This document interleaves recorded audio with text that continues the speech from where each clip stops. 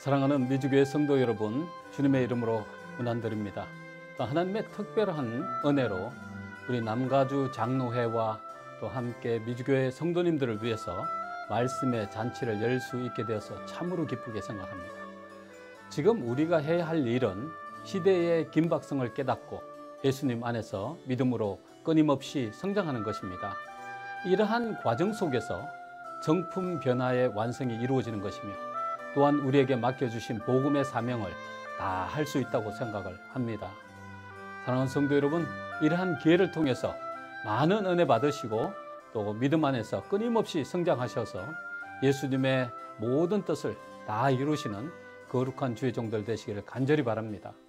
이번에 또 항상 미주교회를 격려하시고 도와주시는 권성근 목사님을 모시고 또 이 시대에 가장 적절하고 필요한 말씀을 들을 수 있게 돼서 먼저 하나님께 감사의 말씀을 드리고 또 권 목사님께 진심으로 감사의 말씀을 드립니다.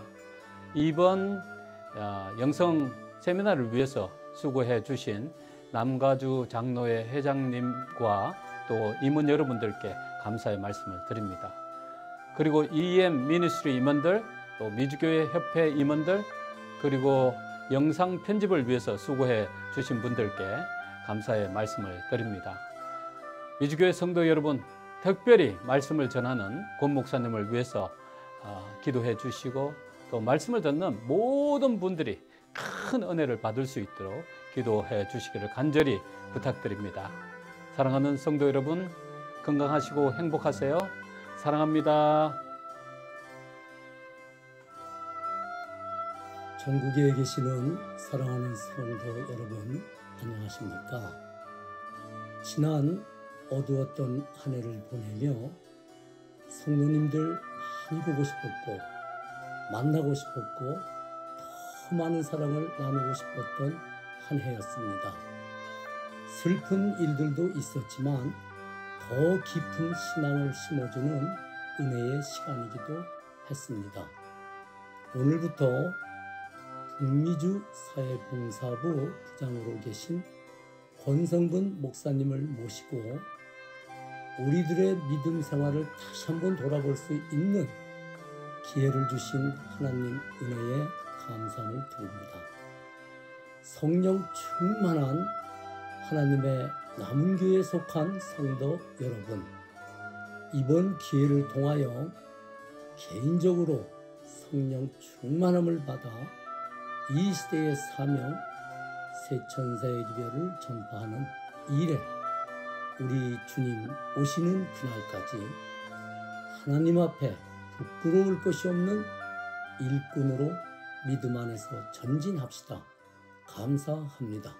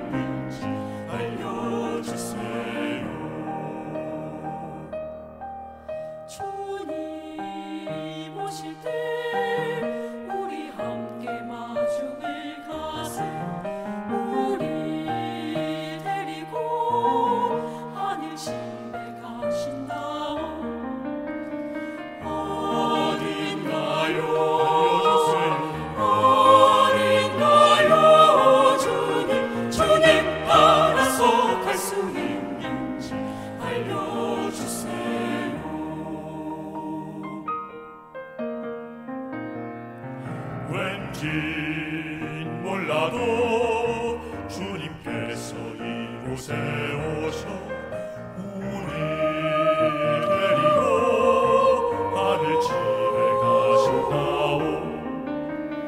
왜 오실까 알려주세요. 왜 오실까 오 주님. 행복 넘치게 살 수 있는지 주님 따라서 갈 수 있는지 주님 맞이할 준비됐는지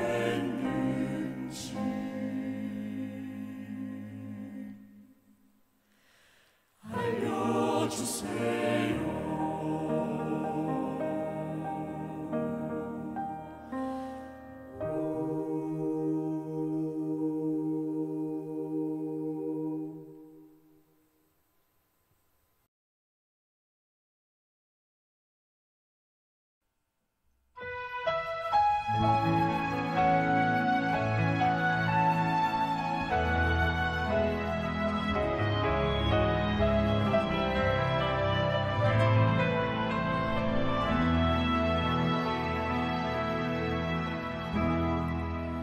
I pray you will be our eyes and watch us where we go and help us to be wise in times when we don't know. Let this be your prayer when we lose our way.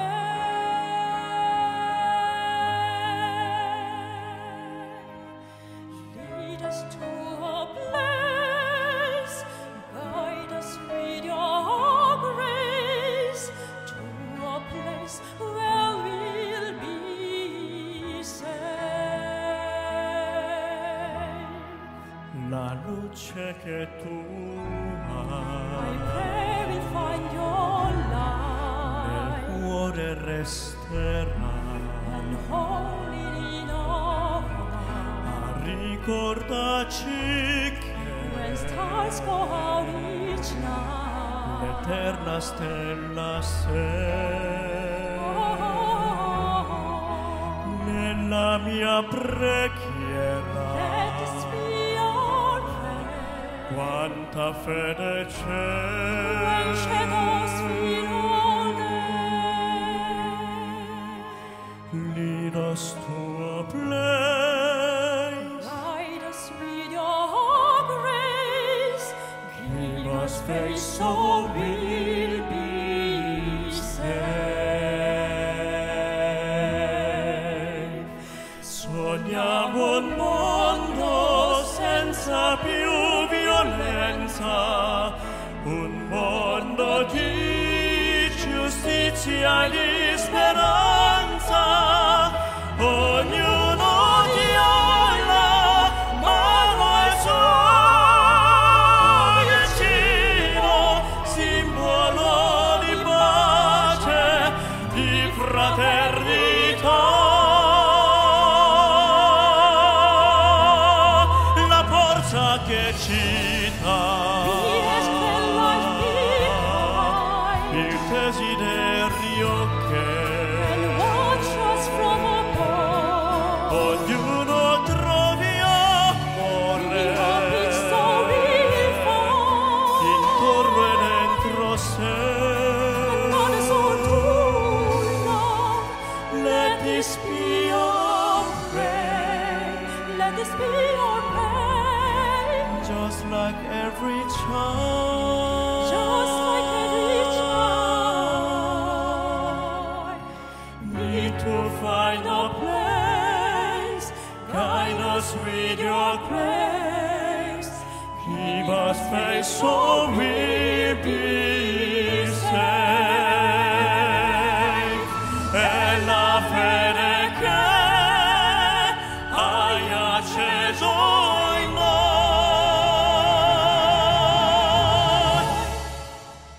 sento che ci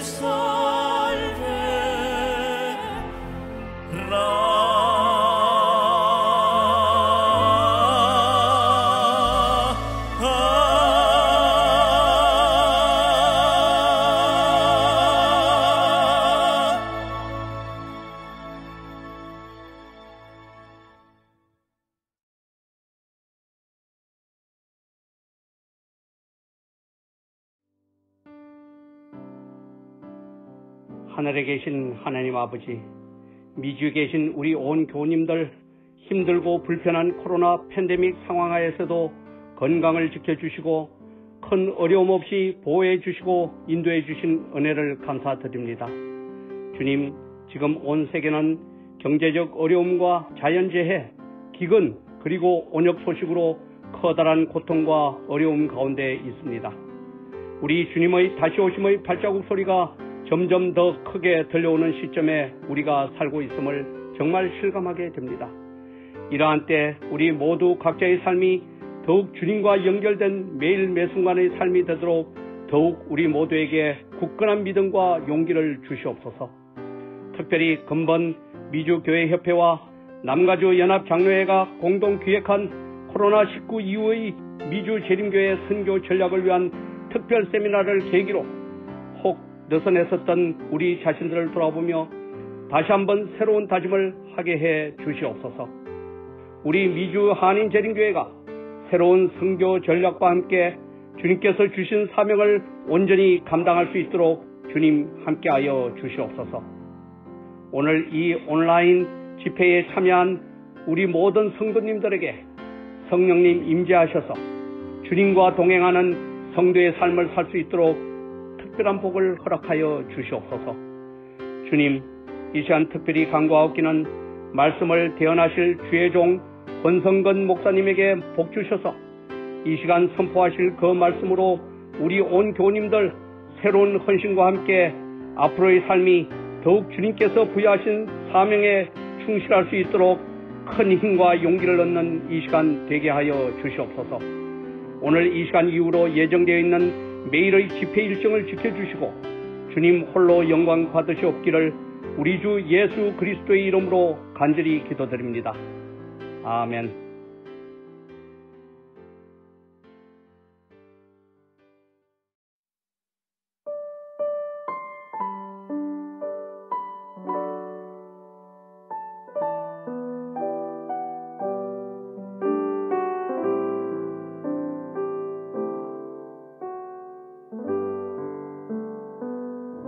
주를 향한 나의 사랑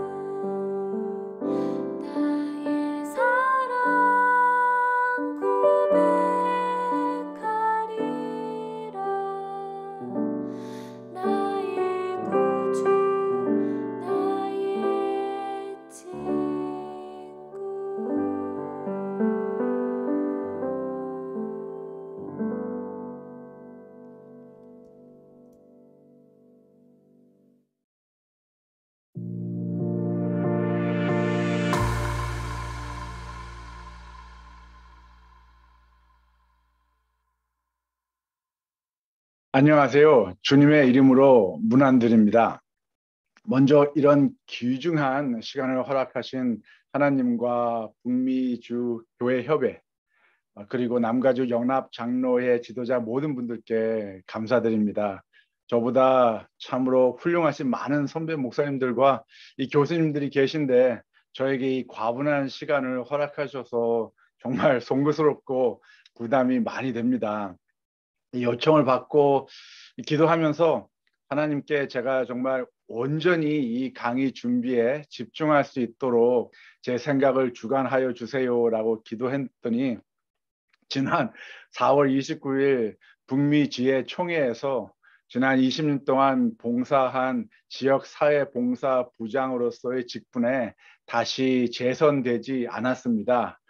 그래서 5월 한 달간 다른 일을 하지 않고 열심히 강의 준비를 할 수 있었습니다. 그래서 우린 기도할 때 구체적으로 해야 한다는 생각을 하게 됐습니다. 이 데살로니가 5장에 그런 말씀 있죠? 항상 기뻐하라, 쉬지 말고 기도하라, 범사에 감사하라. 이는 그리스도 예수 안에서 너를 향하신 하나님의 뜻이라. 항상 저희는 감사하며 살아야겠습니다. 그렇죠? 혹시 저에 대해 잘 모르는 분들을 위해서 간단히 말씀드리면 저는 1982년에 이민을 와서 1991년 워싱턴 스펜서빌 교회에서 목회하시던 양완주 목사님으로부터 성령 공부하고 침례를 받았습니다. 그래서 이 성령 공부를 하는 과정에서 하나님의 부르심을 깨닫고 신학을 공부하고 졸업 후에 1993년부터 2001년까지 데이튼 오하이오에 있는 Good Neighbor House, 좋은 이웃의 집이라는 우리 재림교회의 사회복지기관에서 부장으로 8년간 근무하였습니다. 그래서 2001년부터 북미 GA에 부름을 받아서 지난 4월 29일까지 20년 동안이나 이 지역사회봉사 부장으로 근무하였습니다. 참 좋으신 하나님입니다. 그렇죠?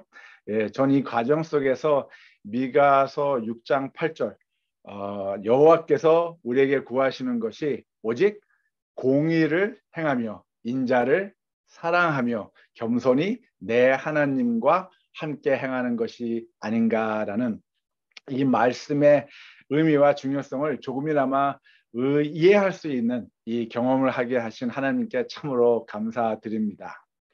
이번 강의의 총 주제는 질문을 바꾸면 세상이 바뀐다입니다. 이 내용은 지난 3월 달에 대총회 이 목회부 Ministry Magazine에 실린 제 글인데요. 그 Change the Questions, Change the World를 기초로 질문을 생각이, 방법이, 결과를 바뀌어야 한다는, 그래야 이 세상을 바꿀 수 있다는 이 4가지의 강의 소재를 준비해 보았습니다. 자, 이제 질문을 바꾸면 세상이 바뀐다는 주제하에 첫 강의 소재, 질문을 바꿔야 합니다라는 내용을 함께 상고해 보도록 하겠습니다. 잠시 기도하고 시작하겠습니다. 하나님, 이 시간 이 소자의 얄팍한 지식과 생각이 포커스가 되지 않게 해 주시옵시고 오직 주님께서 인도하셔서 저희의 생각이 바뀌고 저희의 마음이 재결심하는 경험되게 해 주시옵소서. 주님께서 함께 해 주실 것 믿사하며 이 모든 말씀 주 예수님 이름으로 기도드렸습니다. 아멘. 제 강의의 결론부터 말씀드리고 시작하면 제 소견은 이렇습니다. 저희가 질문이 바뀌면 우리의 생각이 바뀝니다. 생각이 바뀌면 저희의 방법이, 선교 방법이 바뀝니다. 그리고 다른 결과를 가져올 수 있다는 소견입니다. 그래서 질문이 바뀌어야 이 세상을 바꿀 수 있기 때문입니다. 1985년부터 2010년까지 아주 왕성히 승승장구했던 이 블록버스터 기업체 생각나십니까? 미국에서 정말 가장 큰 영화 대여 사업을 하던 기업이었습니다. 근데 이 블록버스터 지도자들은 어떻게 하면 더 많은 이 영화를 싼 가격으로 생산해서 더 많은 이익을 추구할 수 있을까라는 질문만을 계속하고 있었습니다. 그들은 어떻게 하면 전 세계 모든 사람들이 영화와 드라마를 보고 즐길 수 있을까라는 질문을 하지 못했습니다. 질문을 바꾸지 못했습니다. 그 결과 이 기업은 2010년에 파산 신고를 냈고요. 그래서 이 질문을 바꾼 업체가 넷플릭스입니다. 그렇죠. 저희들 다 많이 아실 거예요.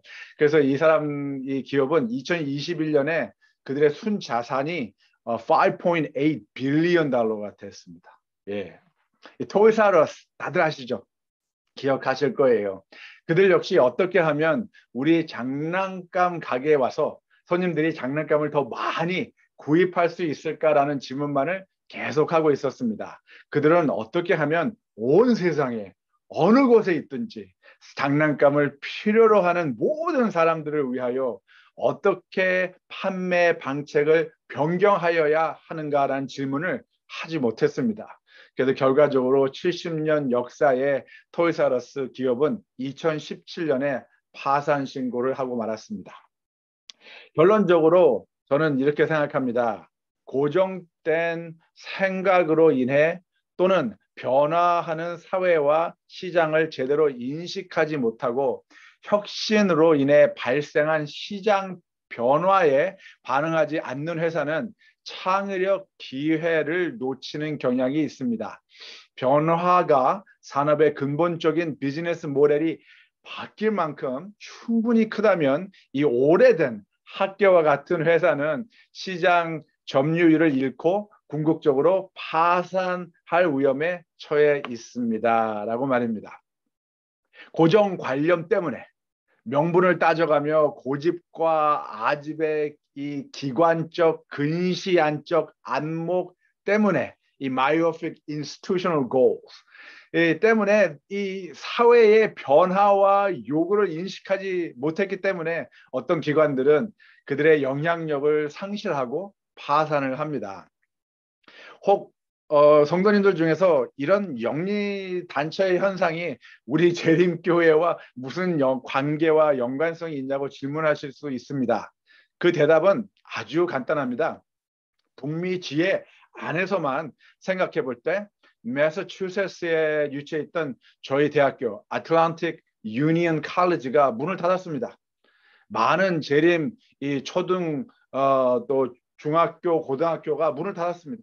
많은 저희 재림교회 의료기관들이 파산을 하거나 다른 사회 의료기관으로 통합이 됐습니다. 그리고 지역 교회가 문을 닫고 있습니다. 어쩌면 우리의 고정된 생각과 사회의 변화하는 현상과 또 변화의 요구를 인식하지 못했기 때문에 이 기관들은 파산할 수 없었다고 생각됩니다. 저는 그래서 메리 쿡 박사님의 말씀을 참 좋아하는데요. 이분이 이렇게 말씀을 하셨습니다. 창의력은 발명하고 실험하고 성장하고 위험을 감수하고 규칙을 어기고 실수를 하고 즐겁게 참여하는 것입니다. 라고 말입니다. 저는 그래서 이런 경험을 통해서 창의력은 일상적인 문제와 도전에 대한 새롭고 유용한 아이디어와 해결책을 창출하는 능력이라고 생각합니다.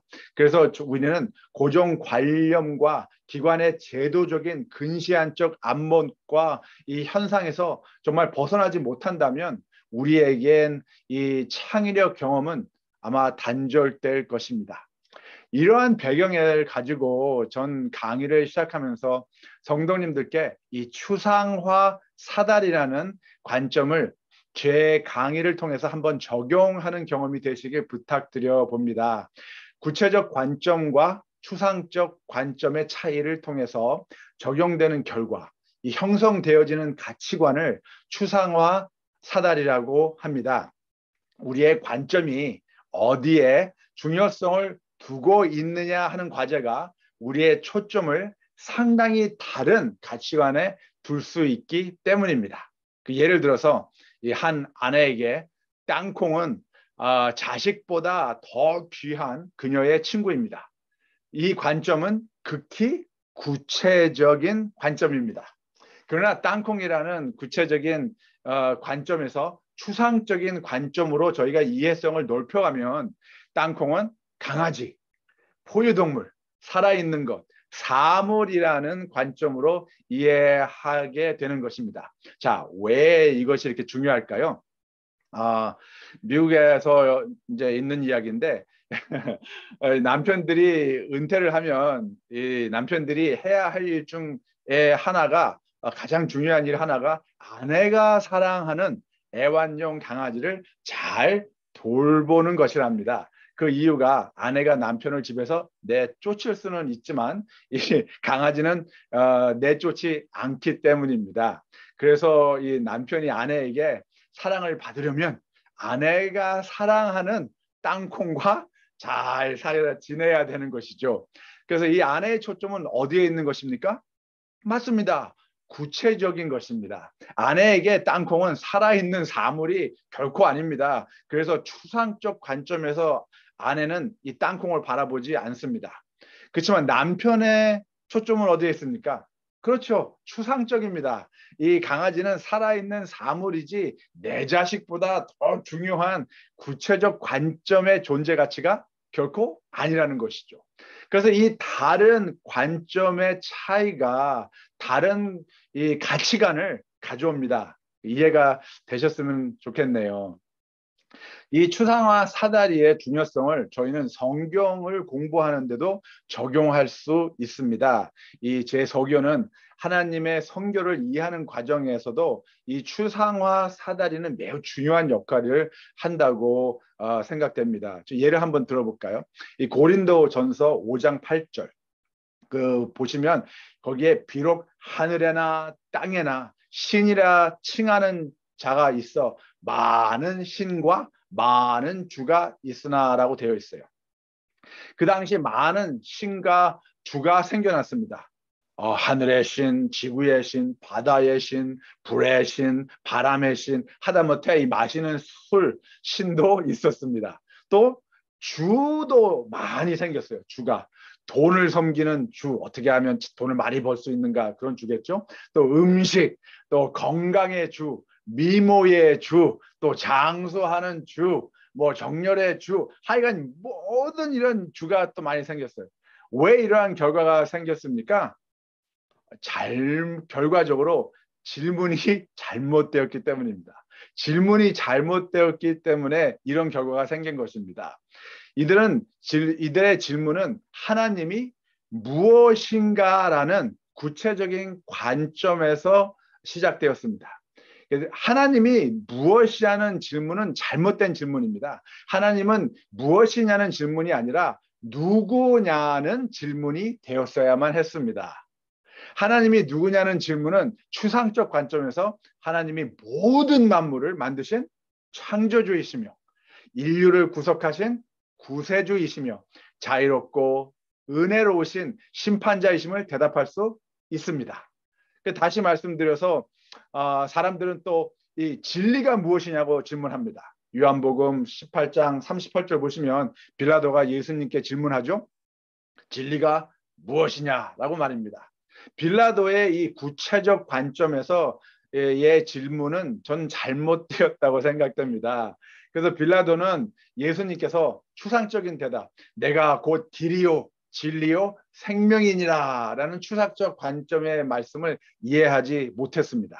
진리는 무엇이냐는 질문이 아니라 진리는 누구이냐는 질문이 되어야 합니다. 한번 다른 예를 한번 들어볼까요?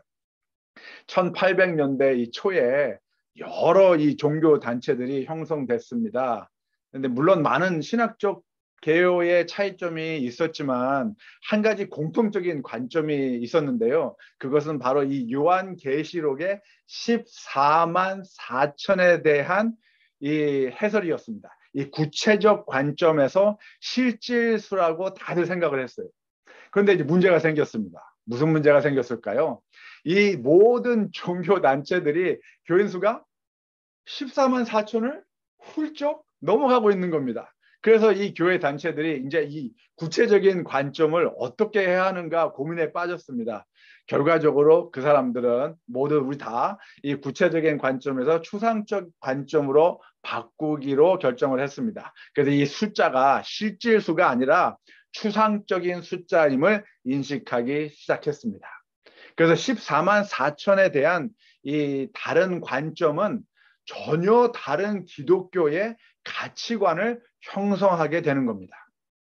그래서 구체적 관점과 추상적 관점의 이 차이 그리고 중요성에 대해서 조금이나마 이해가 되셨으면 좋겠는데요. 이 앞으로 4시간의 강의 내용 중에 이 추상화 사다리라는 관점의 중요성이 많이 적용이 될 것입니다. 그래서 이러한 배경을 가지고 우리가 정말 서로 생각하고 우리가 가지고 있는 현 생각과 이 관점을 다시 한번 재점검하는 기회가 되어지길 기도하겠습니다.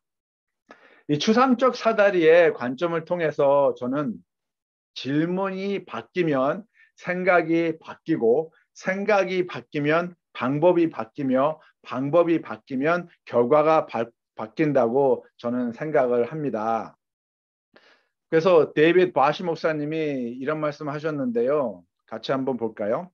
선교는 교회의 활동이 아니라 하나님의 속성이다. 보셨습니까? 선교는 교회의 활동이 아니라 하나님의 속성입니다. 하나님은 선교의 하나님이시다. 그러므로 선교는 하나님으로부터 세상으로 나아가는 어떤 하나의 운동으로 간주된다. 교회는 그 선교를 위한 수단처럼 여겨진다. 선교가 있기 때문에 교회가 있는 것이지 그 반대는 아니다. 선교에 참여하는 것은 사람들을 향한 하나님의 사랑의 운동에 하나님의 사랑의 운동에 참여하는 것이다. 왜냐하면 하나님은 사랑을 보내는 것에 원천이시기 때문이다라고 말합니다. 이것이 우리가 하나님의 소명과 사명과 명령을 따라야 하는 이유라고 저는 생각합니다. 우리는 하나님의 선교를 위해서 계획을 하고 하나님과 함께 선교 여정을 떠나는 것입니다. 그래서 우리는 사람들과 섞이고 그들의 전인적인 이 전인적이라는 말의 의미는 4가지를 포함하는 건데요. 육체적, 정서적, 사회적, 영적 이 4가지의 모든 것을 포함 온전한 삶을 전인적이라고 하는 겁니다. 그래서 전인적인 행복을 바라고 동정심을 보여주고 그리고 그들의 필요를 충족시키고 그럴 때 우리는 복음을 나눌 수 있는 확신과 신뢰를 갖게 된다는 것이죠. 복음을 전할 수 있는 특권을 저희가 갖추게 된다는 것입니다. 그래서 교회의 목적은 주님의 영광을 위하여 우리가 사는 지역사회가로 우리가 먼저 찾아 나가야 하는 겁니다. 교회는 이런 선교적 목적을 위해서 존재합니다. 그래서 우리는 우리의 시간과 에너지를 정말 계몽하고 교육하며 발전시키기 위한 방안들에 정말 투자를 해야 되는 것이죠.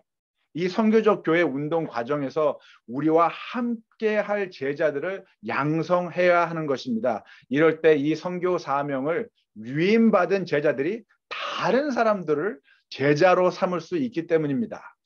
하나님은 이 선교를 위하여 이 지역에 단순히 교회를 보내시지 않으셨습니다. 하나님은 이미 우리 각 지역 사회에서 선교를 하고 계시며 주님은 우리를 교회의 선교에 하나님의 당신의 교회 선교에 초청하고 계신 겁니다. 그래서 하나님은 오직 우리를 정말 축복하기 위하여 부르지 않으셨습니다. 오히려 다른 사람들에게 축복이 되도록 하기 위하여 우리를 보내시고 계신 겁니다. 그리스도교는 우리가 정서적 어떠한 욕구를 채우려고 일주일에 한 번씩 교회에 나왔다가 집에 돌아가는 그런 패턴이 반복되는 종교가 아닙니다. 그래서 그리스도인들은 그저 내부적인 관심을 받는 어떤 영적 소비자가 되어서는 결코 안 되는 것이겠죠. 우리는 축복받은 사람들입니다. 그렇죠? 그래서 그러므로 우리는 다른 사람들을 축복해야 할 의무와 책임이 있는 겁니다. 다시 말씀드려서 선교는 교회의 활동이 아닙니다. 선교는 하나님의 속성입니다. 교회는 하나님의 뜻이며 하나님의 존재 가치입니다. 제가 가끔씩 미국 사람들하고 이렇게 강의를 하면서 이런 질문들을 많이 받는데요. 사람들이 저에게 이렇게 물어봅니다. 코로나 감염증 극복 이후에 이게 post COVID-19에 교회가 선교를 할 수 있을까요? 라는 질문들을 합니다. 그래서 저는 이 질문이 잘못되었다고 생각합니다. 이 질문은 선교가 교회의 활동이라는 한정된, 국한된 구체적 관점에서 시작된 질문입니다. 저는 하나님은 처음과 끝이라고 믿습니다. 하나님은 항상 우리와 함께 존재하신다고 믿습니다. 그리고 선교는 하나님의 속성이라고 믿습니다. 그래서 코로나 감염증 극복 이후에 선교를 할 수 있을까라는 질문은 이제 바꿔야 합니다. 어떤 질문을 해야 하냐면 이제 개인의 이 삶과 믿음의 공동체 교회가 속해 있는 지역 사회 안에서 하나님 나라의 가치관과 기본 원리로 어떻게 이 사회를 하나님 나라로 변화시키는 일을 할 수 있을까? 어떻게 하면 내가 변화 주도자가 될 수 있을까? 라는 추상적 관점에서의 질문이 시작되어야 된다고 생각합니다. 우리는 하나님의 선교를 위해서 보내심 받았습니다. 그런데 아마도 가끔씩 우리는 우리의 선택된 지위를 혼동하고 있는 것 같습니다. 마치 이스라엘 그 민족이 그들의 선택된 지위를 망각했던 것처럼 말입니다. 왜 우리는 이 지역 사회에 존재하고 있는가라는 질문 해보셨습니까? 우리는 이 지역 사회에서 무엇을 하기로 되어 있었는가라는 질문 하고 계십니까? 어떤 경우에 우리는 교회에 와서 정말 틀에 박힌 듯이 이 기계적으로 종교 생활을 하고 있는 듯 합니다. 교회란 어떤 그 예배 시간과 프로그램에만 구속되거나 한정될 수 없습니다. 교회는 교회의 건물 안에 갇혀서 존재해서는 안 된다는 것이죠. 교회는 단지 어떤 장소나 시간대에 속하여 일주일에 한 번씩 이 약속 시간에 만나는 장소가 결코 아닙니다. 또한 교회는 단지 어떤 전통을 고수하거나 현상 유지를 하는 단체도 아닙니다. 사실 교회는 우리는 교회의 전통의 뿌리를 내려야 합니다. 하지만 그 뿌리로부터 성장해야 합니다. 만약 우리가 우리 교회의 창의력을 존중하지 않는 전통에서 탈피하지 못하고 성장하지 못한다면 우리는 비효과적이며 비능률적인 교회가 될 것이고 결국적으로 파산을 하게 될 거라고 생각됩니다. 이 엘렌 화이트이 이런 말씀하셨는데요. 교회는 사람을 구원하기 위해 하나님께서 세우신 기관이다. 교회는 봉사를 위하여 조직되었으므로 그 사명은 온 세상에 복음을 전하는 것이다. 태초로부터 하나님은 당신의 교회를 통하여 당신의 충만과 풍족을 온 세상에 나타내시려고 계획하셨다.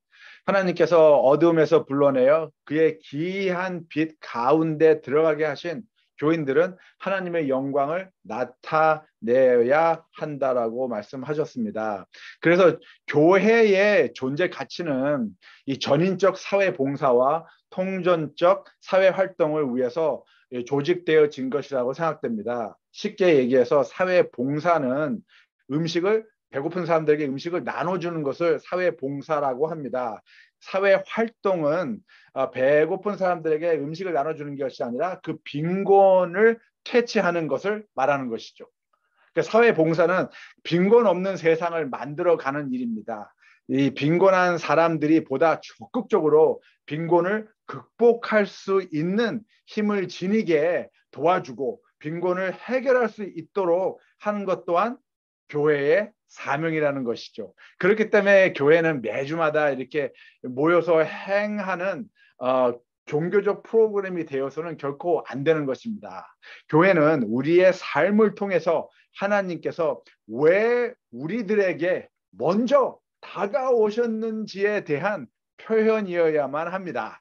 지역 사회의 사람들이 저희를 보고 느낄 수 있는 실질적인 하나님 성교의 표현이어야 합니다. 그래서 주님은 우리는 이 주님의 기이한 빛 가운데 그저 머물러만 있을 수는 없는 것이에요.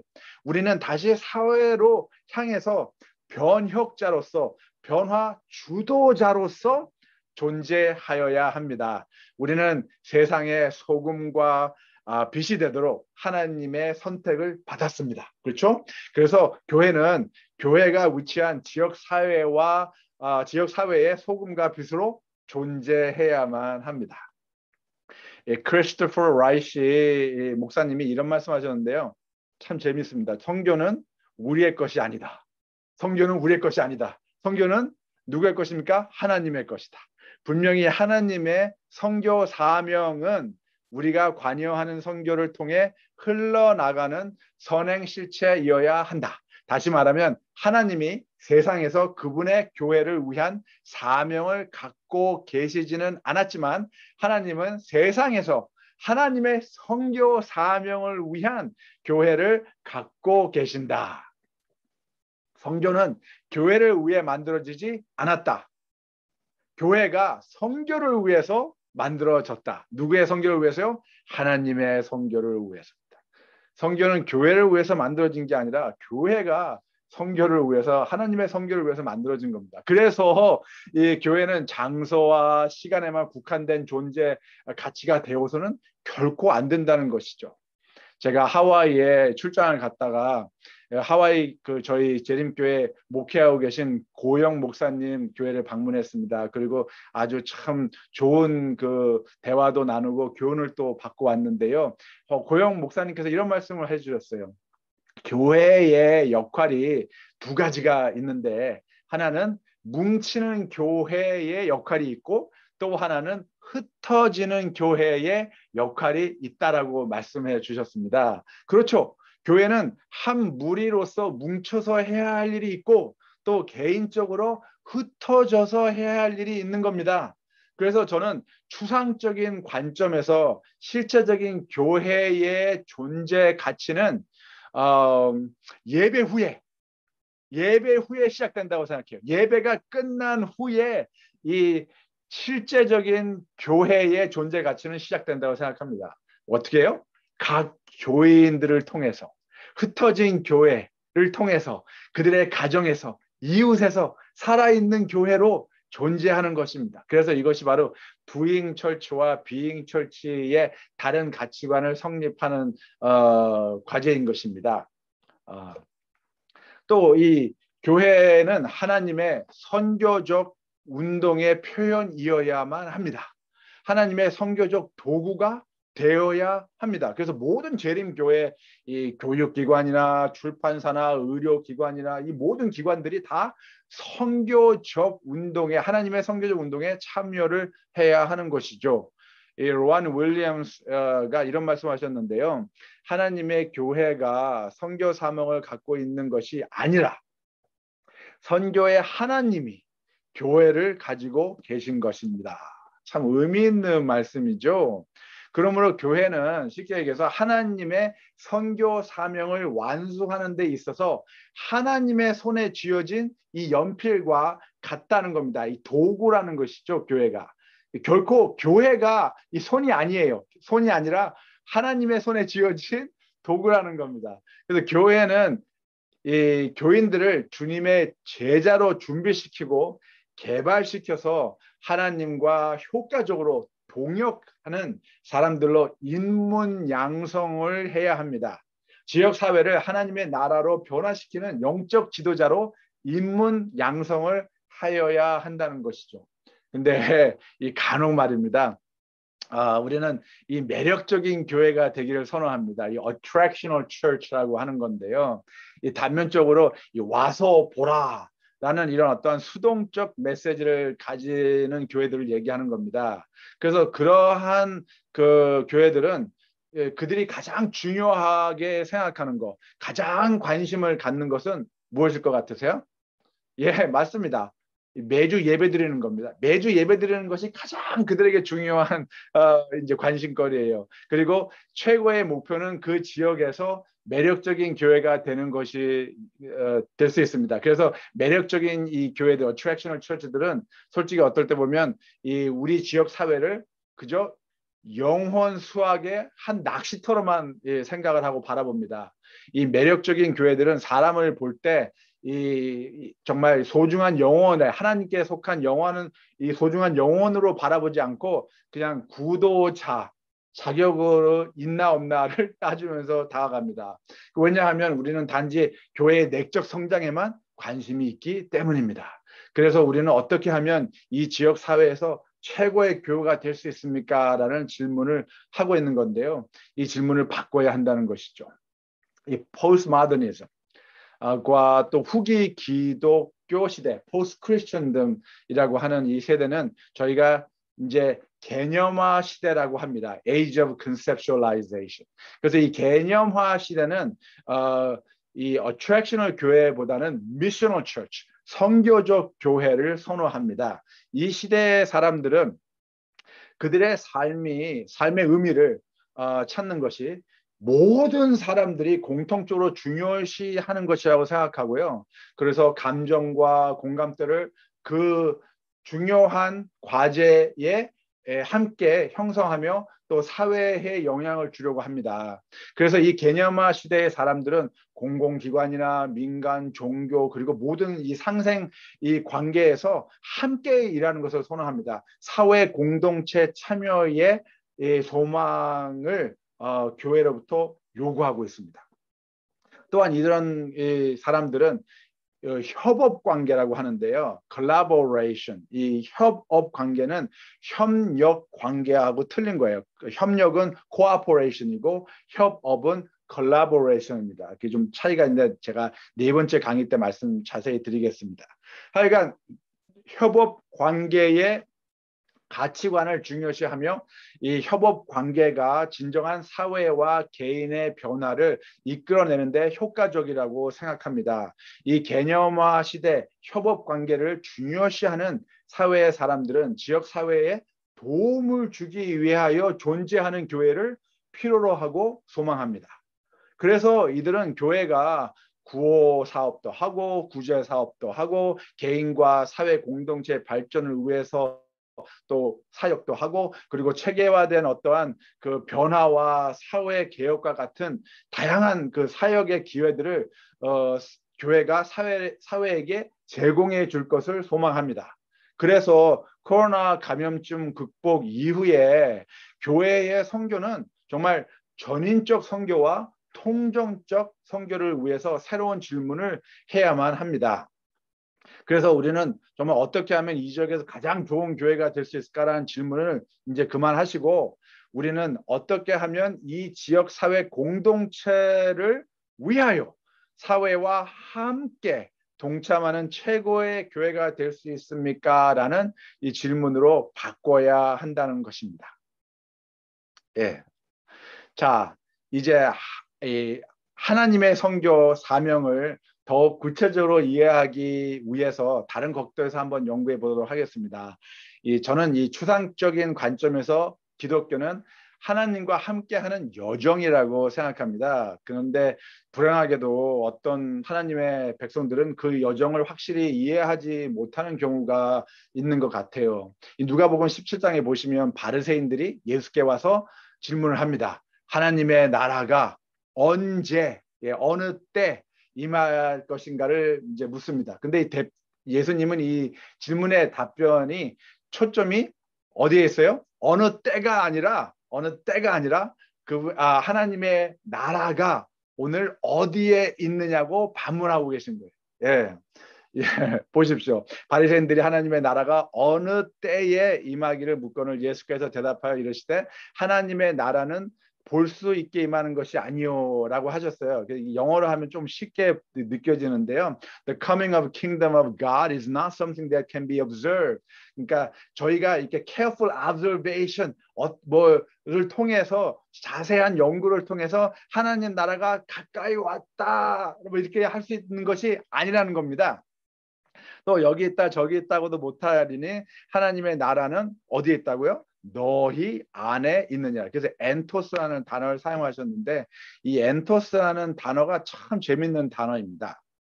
첫째, 이 간단하게 얘기해서 예수님께서는 당신 자신과 제자들 그리고 예수님을 믿는 모든 사람들을 두고 하신 말씀이에요. 이 엔토스라는 단어는 예수께서 당신이 하나님 나라의 왕이라고 말씀하시는 겁니다. I am the king of the kingdom of God. 이렇게 말씀하시는 거예요. 또한 예수님이 또 존재하시는 시간과 공간 모두 하나님 나라의 영역이라는 말씀을 하고 계신 겁니다.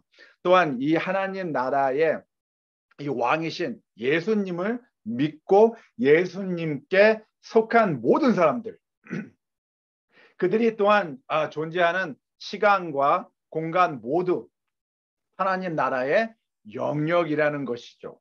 그래서 하나님 나라는 주님의 제자된 우리의 삶 속에서 존재하여야만 하는 것입니다. 우리의 삶이 예수 그리스도에게 속한 삶을 살아가기 때문에 우리의 가정과 사회가 우리의 직장과 학교가 하나님 나라를 증거하고 있어야 하는 것입니다.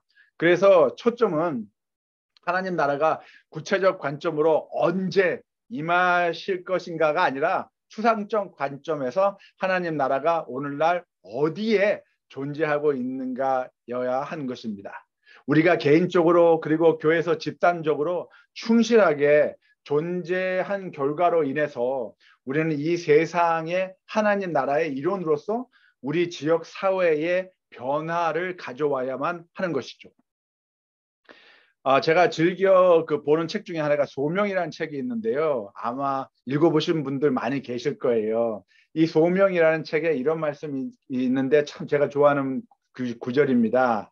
여기 하나님의 나라는 우리의 모든 존재 가치, 우리의 모든 행위 가치, 우리의 모든 소유와 헌신적이고 역동적으로 그분을 섬길 때, 투자될 때 우리의 삶을 통해서 유형적, 인식 가능한 그리고 가시성 있는 존재 가치로 증명된다라고 하셨어요. 그러니까 쉽게 얘기해서 이제 이 한국말이 참 어렵죠.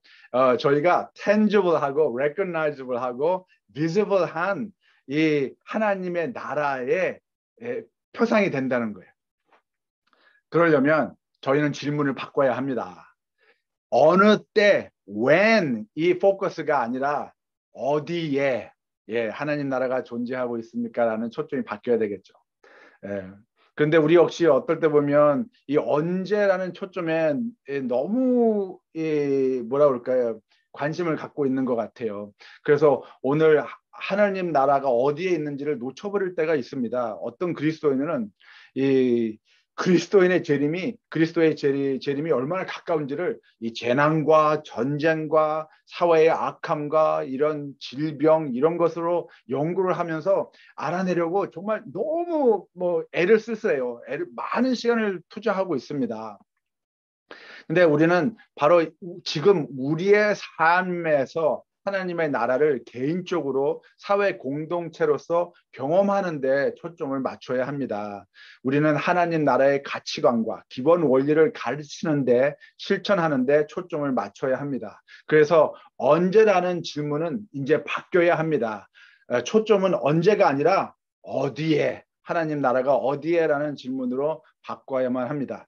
우리는 우리 가정에서, 학교에서, 직장에서 그리고 우리가 속한 지역 사회에서 매일 선교사입니다. 변혁 주도자입니다. 나이와 성별과 경험과 재정과 교육과 모든 삶에서의 상황을 막론하고 우리 모두는 하나님의 선교를 이행하는 하나님의 선교사인 것입니다. 그 사신이에요. ambassador, representative. 그래서 우리의 선교사로서의 첫 역할은 이사야 58장 12절에 여기 수보자라고 나와 있는데요. 바로 우리의 역할이 수보자인 것입니다. 하나님이 그리스도 안에서 세상을 하나님 자신과 화목시켜 시키셨듯이 수보자라는 사명은 우리가 하나님과 끊어진 관계에 있는 사람들을 다시 어떻게 하는 거예요? 연결시키고 화평케 하는 의무인 것입니다. 하나님께서는 예수 그리스도를 통하여 우리와 화평을 이루셨습니다. 그렇죠? 그래서 우리 그리스도인들은 이제 온 열방을 화평하도록 하는 일에 참여하여야 하는 것입니다. 바로 이 사명이 새롭고 화목된 사회, 하나님 나라를 만들어내는 이 첫 발걸음이 되는 거예요. 그래서 마태복음 28장에 이 가서라는 단어, 영어 성경에는 go라고 돼 있죠. go. 그래서 어떤 성경들은 이 명령조로 이렇게 해석을 합니다. 가라. 예. 그래서 서양에서 동양으로 가라. 뭐 동양에서 서양으로 가라. 뭐 갈 수 있으면 좋죠. 제가 그것이 나쁘다, 뭐 잘못됐다라고 얘기하는 게 아닙니다. 오해하지 마십시오. 근데 주님께서 말씀하시는 이 단어의 의미는 가서, 이 한국 성경이 번역을 잘 했어요. 가서라는 단어의 의미인데요. 이것이 어떤 의미냐면 매일의 삶 속에서 직장을 가면서, 학교를 가면서, 이웃과 대화하면서, 마켓에서, 그러니까 직장에서나 학교에서나 마켓에서, 어디에서, from everywhere to everywhere, 일상생활에서 as you go about, 선교사로 존재하여야 한다는 걸 말씀하시고 계신 거예요. 이해가 되시겠습니까? 그래서 저희 모든 주님의 제자들은 다 선교사입니다. 그래서 우리는 하나님의 선교를 위해서 소명과 사명과 명령을 받았습니다. 그래서 이걸 좀 이해하기 하나님의 선교를 좀 더 구체적으로 이해하기 위해서 우리는 누가복음에 있는 소명과 마태복음의 28장의 사명과 또 이사야 58장의 명령을 하나로 묶어서 이해를 해야 돼요.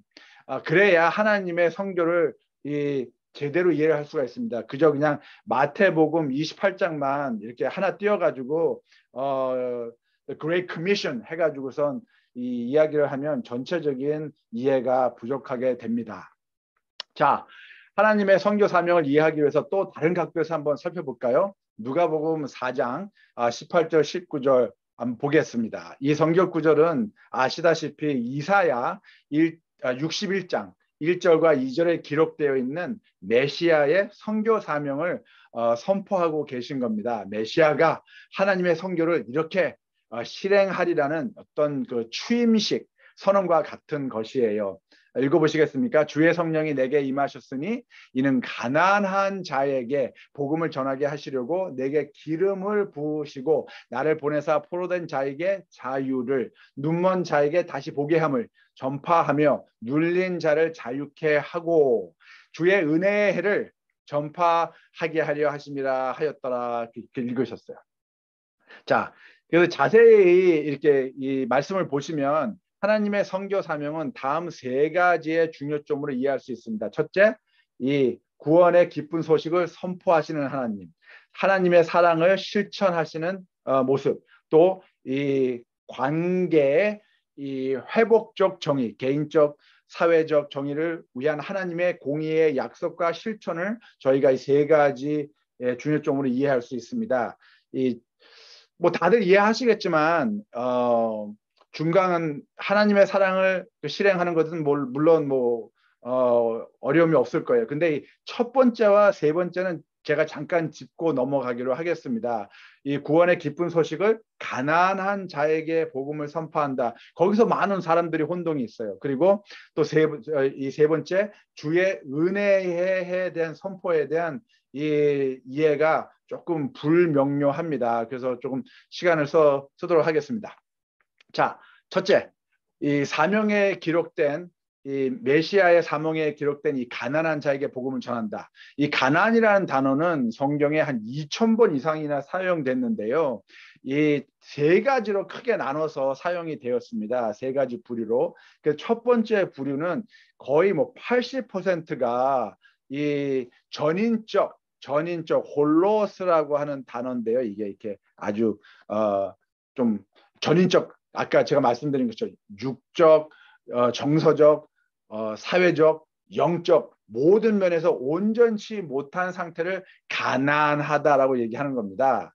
그리고 또 두 번째 이 10%는 이 어떠한 재난으로 인해서, 전쟁으로 인해서, 이런 자연 현상의 파괴로 인해서 저희가 가난하게 되는, 토네이도가 와서, 허리케인이 와서, 불난리가 나서, 그래서 가난하게 되는 것이 10%고요. 나머지 10%는 이제 개인적인 이 잘못, 개인적인 그 잘못된 어떤 책임 때문에 이 결과가 생긴 것을 얘기합니다. 그래서 성경을 보시면 거의 80%의 그 이상의 그 가난이라는 단어는 전인적으로 사용됐어요. 육체적, 정서적, 사회적, 영적 가난. 그 누굽니까? 이 가난한 자가. 예, 맞습니다. 저희 다예요. 저희 모든 사람이 다 가난한 사람들입니다. 온전하지 못하기 때문에 그렇습니다. 우리 중에 어디 한 분이라도 온전한 분 계십니까? 없죠. 당연하죠. 그래서 이 가난한 자라고 얘기할 때 꼭 뭐 돈이 없는 사람들, 이 경제적으로 힘든 사람들이라고 생각하지 마시고, 전인적인 상태를 안 되는 사람들을 얘기하는 겁니다. 그래서 이 복음을 선포하시고 사랑을 실행하시고 정의를 회복하시는 이 하나님의 선교 사명. 자, 세 번째. 조금 더 힘든 이제 과제인데요. 이 정의라는 이 회복이라는 이 과제가 관계 회복적 정의를 얘기하는 겁니다. Restorative Justice 라고 하는 건데요. 성경을 토대로 상고에 좀 보도록 하겠습니다. 이 예수님은 참 이 안식일 날 정말 상상할 수도 없는 일을 하신 거예요. 이 이사야 61장 이 메시아의 사명에 보면 유대인들에게 가장 중요했던 부분은 바로 우리 하나님의 신원의 날, 그죠? 보복의 날이죠. 근데 이 구절을 읽지도 않으셨어요, 예수님께서. 여호와의 은혜의 해, 그것까지만 이렇게 읽고, 말씀을 끝나셨습니다. 이 가장 중요한 이 Day of Vengeance를 읽지도 않으셨다는 거예요. 다시 말해 이 당시 대부분의 유대인들, 특히 이 바리새인들은 말입니다. 메시아가 정말 가난한 사람들에게 복음을 전하고 마음이 상한 자를 고치고 포로된 자에게 자유를 갖게 하고 갇힌 자들에게 노임을 주고 어둠으로부터 사람들을 해방시키는 것에 대해서 전혀 관심이 없었습니다. 그들은 오직 두 가지의 종말론적 견해에 초점을 맞추고 있었는데요.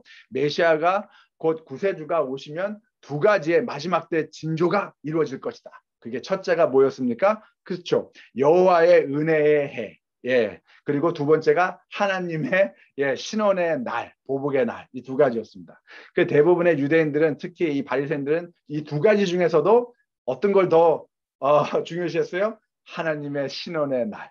그들은 메시아가 오면 이 나쁜 이 로마인들의 식민지 사회에서 우리가 해방이 되고 헤롯 왕가의 이 부정부패와 이 행패를 척결하고 이방인들을 이 땅에서 다 내어 쫓고 다시금 유대 단일 민족으로서의 정체성을 재정립하고 모든 민족 위에 으뜸이 되는 민족이 또 다시 될 거라고 여겼습니다. 그런데 그렇게 믿고 간구하고 구체적 관점 속에서 하나님의 신원의 날만을 학수고대하고 있었는데 이 예수님께서 뭐라고 하시는 거예요 지금? 그 중요한 성경 구절을 읽지도 않고 그저 주의 은혜의 해를 전파했다고만 말씀하셨습니다. 궁금하신 분들은, 결과가 궁금하신 분들은 계속 4장을 읽으시면 이 정말 이 안식일 날 예배를 드리다마다 이 사람들이 이 예수님을 죽이려고 한 것까지 보실 수 있으세요. 시간이 없으니까 은혜의 해에 대해서 초점을 좀 맞춰보겠습니다. 이 쉽게 얘기해서 은혜의 해는 희년을 얘기하는 거예요. 희년인데요. 은혜의 해, 희년을 얘기하는 것인데, 희년 법칙은 이 땅이 50년마다 적법한 그 원래 땅 주인에게 반환되어지는 것이고, 모든 그 채무가 청산되어지고, 또 어떤 사람이 노예였다면 그들은 그의 노예 굴레와 속박에서 해방되는 것을 얘기합니다. 이것이 하나님께서 만드신 하나님의 공의와 인간의 정의를 위해서 제정하신 사회 정의, 또 개인 정의, 그 관계 회복 정의였다는 것이에요. 쉽게 말하면 하나님께서 인간의 사회적 개인적 정의를 위해서 매 50년마다 이 리셋 버튼, 예, 리셋 버튼을 이렇게 누르시는 겁니다. 희년이라는 버튼을. 그래서 부자가 더 부자가 되지 않고 가난한 자가 더 가난한 자가 되지 않는 사회. 이 사회적 평등의 가치관 때문에 하나님께서는 희년 제도를 성립하셨습니다. 그래서 안식일에 돈을 사용하지 않는 이유는 바로 이 관계 회복적 정의를 저희가 리마인드 하는 이해서입니다. 이해가 되시겠어요? 부자나 이 가난한 사람이 안식일에 돈을 쓰지 않으면 어떻게 되는 거예요? 다 동등하게 되는 겁니다. 그렇죠? 예, 동등하게 되는 겁니다. 그래서 우리 모두가 하나님 안에서 평등하다는 거.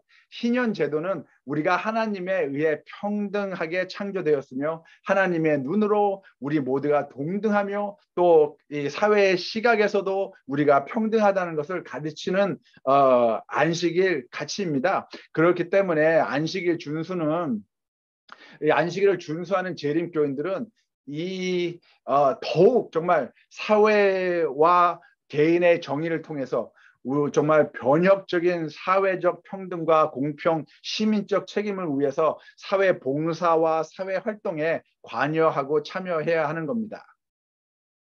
성도님들, 저의 소견은 이렇습니다. 안식일은 인간이 가장 인간다워지는 날입니다. 왜 그렇습니까?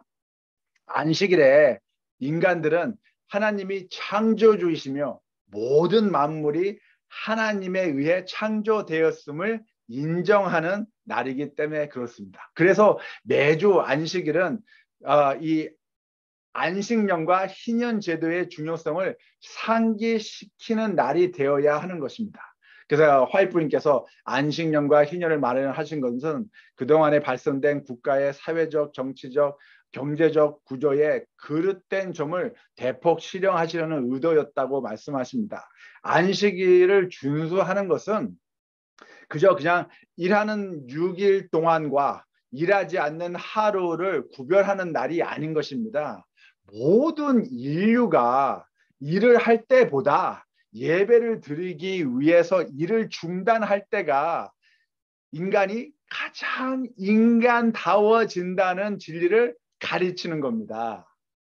그래서 이 안식년과 희년의 제도는 모든 인류가 그저 땅에서 번성하고 땅을 정복하고 성공하려는 이 일에 정말 온전히 마음을 빼앗기지 않도록 보호하기 위해서 하나님께서 만든 제도입니다. 이 부귀영화를 위해서 이 부귀영화가 꼭 그냥 인간의 삶의 무슨 전부인 것처럼 이 목적이 되어서 살아가는 사람들을 정말 이 미연에 방지하기 위해서 하나님께서 가르치신 이 가치관입니다. 그래서 안식년과 희년제도의 관계 회복적 정의, 가치관은 분명 우리 그리스도인의 관심사가 되어야 하는 것이죠. 그렇죠? 그러나 이 구약 성경의 마지막 선지자 말라카이와 신약 성경의 첫 그 선지자 침례 요한, 이 사이에는 한 400여 년 동안의 이 공백이 있는데요. 근데 이 400년 동안에 여호와의 해 희년이 실천되지 않고 있었습니다. 이해가 되시겠어요? 그래서 하나님의 뜻을 준지하지 않았다는 겁니다. 오히려 그들은 하나님의 율법을 그들 자신의 기호에 맞게 대처해 버렸습니다. 예, 그들은 하나님의 뜻을 이루는 대신에 안식일을 거룩히 지키는 이 600여 개가 넘는 규칙과 규정을 만들어 가지고 자신들의 생각과 방법으로 만들어 가지고 사람들에게 가르치고 그것을 지키게 요구를 했어요. 하나님의 뜻을 그들의 의견과 욕구로 바꾸어 놓은 것입니다. 그래서 400년 동안 그들이 만들어 놓은 이 자신들의 희망신학, 이 자신들의 종말론을 발전시키려고 노력을 했고, 그래서 그 과정 속에서 메시아가 오면 이 400년 동안 행하지 않았던 희년이 현실이 될 것이다. 그것이 마지막 때의 증거 중에 하나일 것이다 라는 교육을 하기 시작한 겁니다. 그래서 화이트님께서 뭐라고 하시냐면 하나님이 세우신 법규는 사회적 평등을 유지하도록 개혁되었다. 교회의 중대한 임무 중에 하나는 사람들을 계몽시키는 일입니다. 그렇죠? 이 계획을 위해서 사람이 계몽이 되면 사회 구조가 개혁이 됩니다. 그래서 계몽과 개혁이 이루어지면 이 세상을 어떻게 할 수 있어요? 개화할 수 있는 겁니다. 하나님의 나라의 가치관으로 말입니다. 그래서 이 관계 회복적 정의의 바른 이해는 참으로 중요해요. 이 히브리 문화 구약을 보시면 이 공의와 하나님의 영역, 공의와 개인의 우리 인간의 영역, 정의가 이게 두 개가 나눠져 있었습니다. 두 가지 단어로. 근데 이제 신약 성경에 보시면 이게 하나로 되어 있어요. 예수님께서 이 두 가지 공의와 이 정의를 하나로 만드셨습니다. 또한 이 정의라는 단어가 이 righteousness, 의라는 단어와 동일한 단어가 되었습니다. 그래서 로마서에 보시면 뭐 믿음으로 말미암는 의라는 그 의라는 단어들이 많이 나오잖아요. 그 의라는 단어가 정의라는 단어가 똑같은 단어예요. 예, 이해가 되시겠어요? 그래서 저 잠깐 좀 보고 넘어가겠습니다. 중요한 거라. 이 아브라함과 사라의 이 사이에서 궁극적으로 세 가지 종교가 형성되었습니다. 이슬람교, 유대교, 기독교. 그렇죠? 결과적으로 이 두 분 때문에 이 온 세상이 이렇게 시끄럽습니다. 제가 하늘나라에 가면 왜 그렇게까지 했냐고 제가 아마 따져볼 생각인데요. 이 중에서 이 이슬람교와 유대교는 이 응보적 정의를 중요시하였습니다. 지금도 뭐 그렇죠. 그들의 사회 지배를 유지하는데 응보적 정의를 실행하였어요. 눈에는 눈, 이에는 이. 예. 응보적 정의라는 것은 이 잘못된 행동이 있을 때 그에 상응하는 고통을 부여하는 것으로서 사회를 통제하고 또 사람의 행동을 변화시킬 수 있다는 믿음을 전제로 하는 정의입니다. 그래서 예수님께서 회복적 정의에 관계 회복적 정의에 대해 하나님의 뜻을 가르칠 때 restorative justice 가르칠 때 그들은 반대하고 반박을 한 거예요. 그래서 마태복음 5장 38절 쭉 읽어보시면 시간이 없어서 다는 못하지만 한 가지만 말씀드릴게요. 이 누구든지 너로 억지로 오리를 가게 하거든 그 사람과 심리를 동행하고라고 말씀하셨습니다. 이 말씀은 이 응보적 정의, retributive justice 사상에서 성장해온 유대 교회인들은 용납할 수 없는 가르침이었어요. 첫째, 여기서 누구든지는 이 정말 유대 사람이라면 삼척동자도 다 알고 있는 누구입니까? 로마 병사입니다. 그렇죠? 로마 병사를 가리키는 거예요. 그 당시 로마 제국의 법령은 로마 병사가 길에 가다가 아무나 이 청년을 정말 불러 세워가지고 로마 병사의 무거운 짐을 지고 가게 할 수 있는 권한을 부여받았습니다. 그리고 이 법령은 오리를 한정거리로 지정했어요. 그래서 오리 이상 더 짐을 지고 가게 할 수 없었습니다.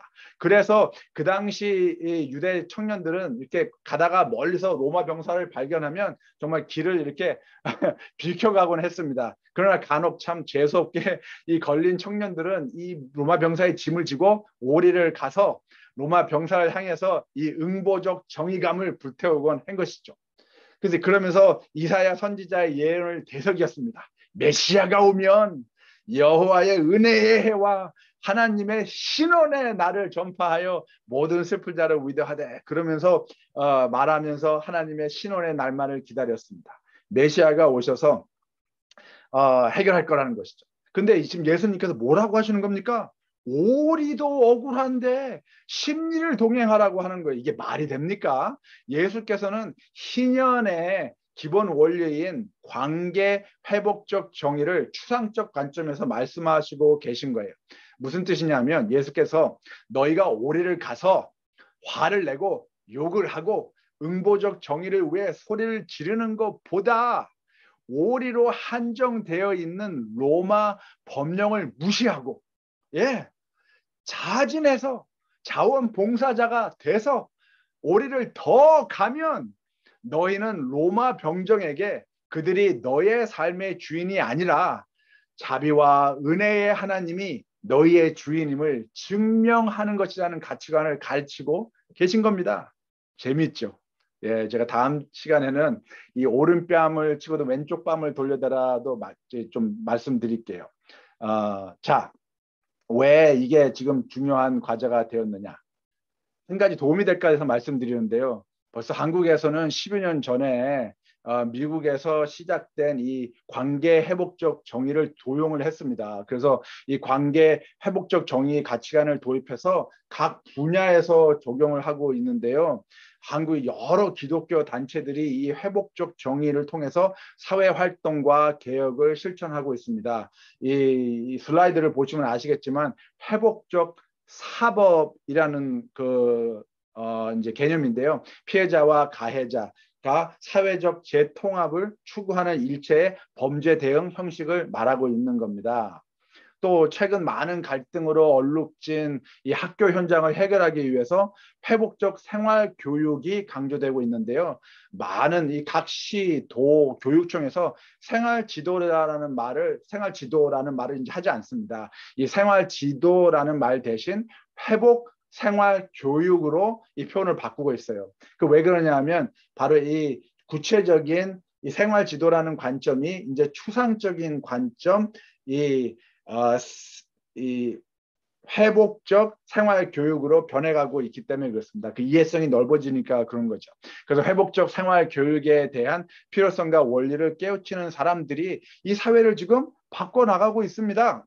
그래서 많은 교회 단체들이 정말 노인들을 위한 회복적 정의에 지금 앞장서고 있고, 학교 폭력을 위한 회복적 정의에 앞장서고, 가정폭력과 청소년 복지를 위한 회복적 정의, 다양한 사회적 갈등을 하나님의 사랑과 관계 회복적 정의로 실현하려는 사례들이 벌써 10년 전에 미국에서 시작이 돼서 한국에도 지금 점점 증가되고 있습니다. 참 멋있지 않습니까? 전 이런 교회들이 진정한 교회가 아닐까라고 생각해요. 근데 어떨 땐 보면 저희 교회의 현실이 참 안타깝습니다. 제가 이 미국 교인들과 목사님들하고 강의를 하면서 이 얘기를 하면 이 관계 회복적 restorative justice에 대해서 처음 들어보고 처음 접하는 분들이 너무 많다는 거예요. 자, 데리얼 거럴 목사님이 이런 말씀하셨는데 이게 참 의미 있습니다. 한번 잘 들어보시겠습니까? 우리는 교회의 종을 울리고 예배 순서를 진행한다. 그리고 이처럼 매우 이질적인 세상이 우리에게 오기를 기다린다. 이런 새로운 문화가 등장하기 전에는 우리는 수세기 동안 해왔던 것처럼 설교단에 올라가서 설교를 한다. 우리는 마치 밖의 세상은 아무런 변화가 없는 것처럼 교리와 교단에 대해서 우리의 내부적 논쟁을 추구한다. 사실상 우리는 교회에서만 사용하는 라틴어를 계속 말하면서 우리의 인접한 선교 현장, 우리의 세상이 그것을 배워서 우리가 사용하는 언어로 대답하기를 기다리고 있다라고 말씀하십니다. 참 답답하죠? 예, 답답합니다. 자, 그래서 질문이 바뀌어야 합니다. 이제 어떻게 하면 사람들을 교회 행사에 관심을 갖고 참여할 수 있도록 할 수 있습니까? 라는 이러한 질문은 이제 그만해야 합니다. 이제 그만해야 돼요. 이제 이 질문이 바뀌어야 됩니다. 이 지역 사회에서 하나님은 무엇을 기대하고 계신가라는 질문을 해야 되고, 또 더 이상 교회를 그들의 삶의 일부분으로 여기지 않는 우리 지역 주민들을 하나님 나라에 참여시키기 위해서 우리가 지역 주민들과 함께 할 수 있는 방법들은 무엇인가라는 질문을 이제 우리는 해야 합니다. 예수님은 갈바리 지방을 두루 다니며 회당에서 가르치시고 하늘나라의 기쁜 소식을 전하셨습니다. 그리고 모든 병든 사람들과 허약한 사람들을 고쳐주셨습니다. 그래서 이 존 스타트 목사님이 이런 말씀하셨는데요. 예수님의 말씀과 행실은 각각 서로에게 속한다. 이게 하나라는 거예요. 하나. 말씀은 행실을 해석하고 행실은 말씀을 구현한다. 그렇죠? 그래서 이 천국 복음은 전하는 것뿐이 아니라 눈에 보이는 하나님 나라의 표징들을 실행하는 하셨다라고 말씀하십니다. 말씀과 행실이 하나됨을 강조하고 있는 겁니다. 사람들이 천국 복음을 말로서만 듣는 게 아니라 우리의 삶을 통해서 눈으로 봐야 한다는 것이죠. 그래서 인자가 온 것은 섬김을 받으려 함이 아니라 도리어 섬기려 하고 자기 목숨을 많은 사람들의 대속물로 주려 함이라. 섬긴다는 사람의 그 자세는 바로 이 경청으로부터 시작되는 거예요. 사회의 고통의 목소리에 귀 기울일 때 섬김의 첫 발자국은 시작되는 겁니다. 그래서 섬기는 사람이 그 주인을 섬기려면 그 주인의 음성에 요구에 경청해야 되잖아요. 그렇죠? 그러니까 우리는 사회에 저희가 귀 기울여야만 합니다. 잔 웨슬리 목사님이 이런 말씀하셨는데요. 사회적 정의를 위한 부흥운동은 신약 윤리의 중심적 근본 원리들을 조명하고 하나님이 진정 아버지시며 사람들을 진정한 형제라는 것을 생생하게 느끼게 해 주었으며 재산보다 인격이 먼저임을 지적하고 마음과 영과 생각이 모두 이 땅에 하나님의 의의 나라를 세우는데 향하게 했다라고 말씀하십니다. 하나님의 나라를 위해서 우리 모두의 마음과 영과 생각이 바뀌어야 한다는 것이죠. 그래서 이런 질문을 전 가끔 듣는데요. 만약 당신의 교회가 문을 닫았다면 지역 사회에 누군가가 이를 알아차릴 것입니까? 라는 질문을 사람들이 합니다.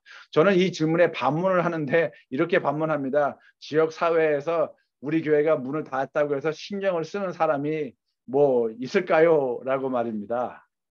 그래서 매력적인 교회가 되면 우리는 어떻게 하면 이쪽에서 최고의 교회가 될 수 있을까라는 관점을 가지고 정말 내적 성장에만 초점을 맞추게 됩니다. 그래서 직원의 운영과 예산 관리, 교회 내부 활동, 시설 관리 이런 거에 정말 많은 시간을 투자하고 이야기를 하는데요. 선교적 교회가 되면 우리는 어떻게 하면 이 지역 사회 공동체를 위하여 사회와 함께 동참하는 최고의 교회가 될 수 있을까라는 외부적인 교회가 되면 이 정말 내부적 교회 성장의 목표가 아니라 하나님 나라를 이루는 관점으로 변해갑니다. 그러다가 보니까 교회가 성장할 수밖에 없는 거예요.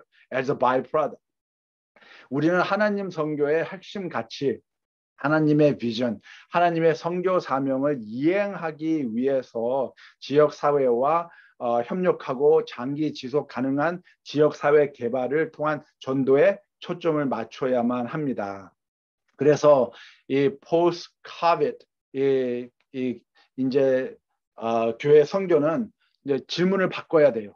빈곤 퇴치에 대한 우리의 연민이 어디에 있는지, 굶주림에 허덕이는 우리 주변의 상태를 멈추려는 우리의 노력은 어디에 있는지, 인신매매를 막으려는 우리의 사명은 어디에 있는지, 모두가 다 행복한 가정을 갖고 싶어하는 정말 소박한 우리의 소망은 어디에 있는지, 우리가 그것을 어떻게 도와주고 있는지, 성실하고 겸손하고 평화로운 삶을 우리가 어떻게 교회가 사회에 약속을 하고 있는지, 코로나 감염증 극복 이후에 교회는 이러한 그 질문을 시작해야 된다는 것입니다. 그래서 질문이 바뀌면 세상이 바뀝니다.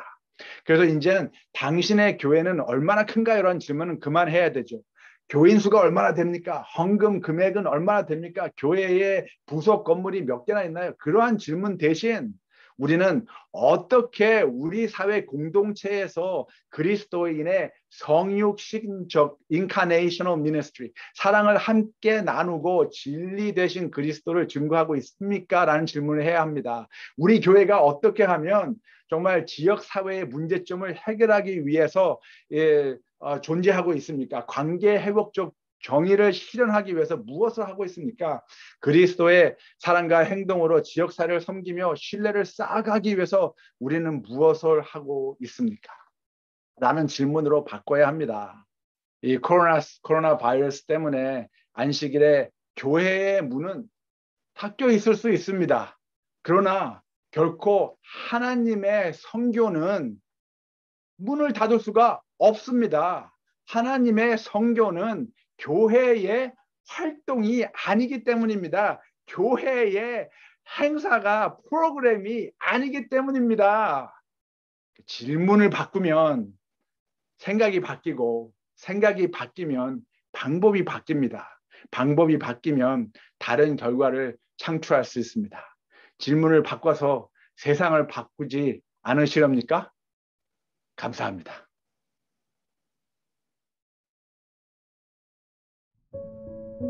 하늘에 계신 아버지 하나님, 우리를 주님의 자녀 삼아 주시어 항상 동행하시며 필요한 모든 것을 주시고 늘 품 안에서 보호해 주시며 인도하여 주심을 감사드립니다. 질문이 바뀌면 세상이 바뀐다라는 제목으로 포스트 코로나 선교 세미나 잔치를 오늘 시작하였습니다. 이 세미나를 베풀어 주신 주님의 은혜를 감사드립니다. 이를 위해 기별을 전해 주신 북미지회 사회봉사부장 권성근 목사님에게 능력과 지혜를 주시고 북미주 및 세계 곳곳에서 이 세미나에 참석하는 모든 이들이 마음을 열어서 권 목사님을 통해 주께서 우리에게 주신 기별을 겸손히 듣고 배워 믿으며 삶에서 실천하여 효과적으로 선교할 수 있는 선교의 일꾼이 되기를 간구합니다. 코비드-19 팬데믹으로 인해 건강이나 재정의 어려움 또는 마음의 짐들로 인하여 아프고 외롭고 힘든 이들이 있습니다. 주께서 친히 그들에게 함께 하시어 하늘의 소망으로 위로를 받고 힘을 얻어 온전히 회복되는 귀한 경험을 하도록 해주시기를 또한 간구합니다. 이 시간 내내 저희와 함께 해주심을 감사드립니다. 들은 말씀 잘 새기며 남은 세미나 기간도 성령님이 임재하심을 경험하며 특별한 깨우침이 있는 기간이 되게 하시기를 예수님의 이름으로 기도합니다.